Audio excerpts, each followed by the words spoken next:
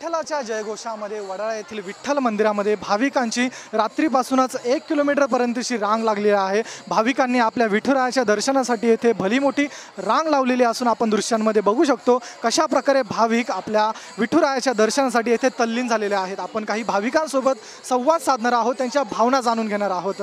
काय सांगाल, कुठून आलेला आहात, विठ्ठलाच्या दर्शनासाठी आला? आम्ही नायगाव दादरवरून आलेलो आहे। तर विठ्ठलाच्या दर्शनाला आम्ही बरीचशी वर्षे झाली येतोय आणि आम्हाला इथं आल्यानंतर फार आनंद होतो। आणि विठ्ठलाचं दर्शन म्हणजे माझे वडील वारकरी होते आणि वारकरीच्या ह्याच्यातून आम्हाला तो हा सगळा मिळालेला आहे वारसा। त्यासाठी आम्ही विठ्ठलाच्या दर्शनाला दरवर्षी न चुकता दर्शन घेऊन मग आनंदाने बाहेर पडतो। आपण येथे अनेक भाविक आहेत, त्यांच्याशी देखील चर्चा करणार आहोत। काय सांगाल, आपण विठ्ठलाच्या दर्शनासाठी आलेलात, काय तुमची भावना? हे वडाळा म्हणजे आपला प्रति पंढरपूरच आहे। तर आम्ही लहानपणापासून माझ्या माहितीप्रमाणे पहिली दुसरीपासून असताना आई वडिलांबरोबर इकडे सकाळी दर्शनाला यायचो। कधी जमायचं दरवर्षी म्हणजे शक्य नसायचं, पण जेव्हा जमेल तेव्हा तर दर्शनासाठी यायचो आम्ही।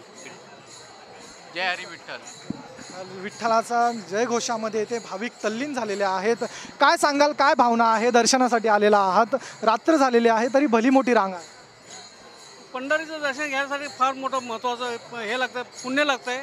आणि खरोखरच आज पंढरीच्या दर्शनासाठी आम्ही एवढ्या लाईनीसुद्धा रात्रीचं आपण उभा राहिलो आहे। विठ्ठलवर जय जय जय रामकृष्ण हरी। इथे महिला देखील आहेत, मोठी लाईन त्यांच्याकडून लागलेली आहेत। काय सांगाल, काय भावना आहेत तुमच्या विठ्ठलाच्या दर्शनासाठी आलेला? काही नाही, हे पुरातन देऊळ आहे। शेकडो किती वर्षापासून इथे जत्रा वगैरे भरली जाते आणि लोक त्या श्रद्धेने इथे येतात, भक्तिभावाने नमस्कार करतात देवाला। या ठिकाणी दर्शनासाठी बाबा देखील आलेले आहेत, आपण त्यांच्याशी संवाद साधणार आहोत।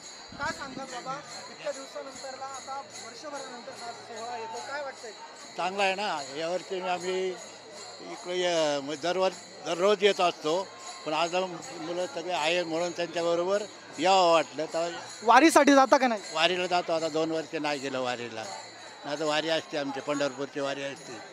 इथे महिला देखील आहेत, काय सांगाल, काय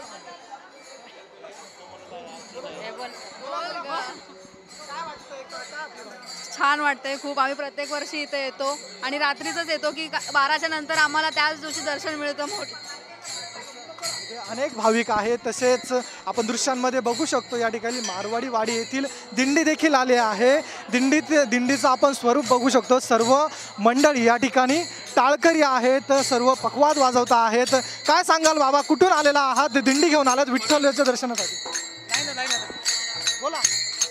सर्व हे मंडळी आता विठू नामाचा जयघोष करता आहेत। या वडाळा येथील विठ्ठल मंदिरामध्ये जवळपास 400 वर्षापूर्वीचं हे मंदिर आहे। या ठिकाणी आपण दृश्यांमध्ये बघू शकतो, हा सर्व वारीचा सोहळा या ठिकाणी आपण मुंबईमध्ये बघत आहोत। पंढरपूरमध्ये जसा वारीचा सोहळा सुरू आहे त्याच पद्धतीने, त्याच उत्साहाने मुंबईच्या प्रति पंढरपूर म्हणल्या जाणाऱ्या वडाळा येथील या विठुरायाच्या मंदिरामध्ये भाविक आलेले आहेत। त्यांच्याकडे टाळ मृदुंगाच्या स्वरामध्ये तोच उत्साह धरत हे सर्व भाविक मंडळी या ठिकाणी गायन करत आहेत, नाचता आहेत, विठुरायाच्या दर्शनासाठी तल्लीन झालेले आहेत, जयघोष करत आहे विठू नामाचा। पण दृश्यांमध्ये बघू शकतो सर्व हे टाळकरी मंदिर आनंदाच्या भरामध्ये नाचत आहेत। या ठिकाणी रात्रभर भजनाचा कार्यक्रम सुरू असणार असून आज मंदिर प्रशासनाच्या वतीने रात्रभर मंदिर खुले ठेवण्यात येणार आहे। तसेच या ठिकाणी मोठा पोलीस बंदोबस्तही आहे। आजूबाजूचे गावं आहेत, कांदिवली असो, परेल असो, शेजारचं दादर नायगाव असो, या सर्वच भागांमधून या ठिकाणी छोट्या छोट्याशा दिंड्या या ठिकाणी येत आहेत, जयघोष करत आहेत, विठू नामाच्या गजरात तल्लीन होत आहेत। कॅमेरा पर्सन दिनेशसह मी ऋतिक गणकवार, TV9 मराठी, मुंबई।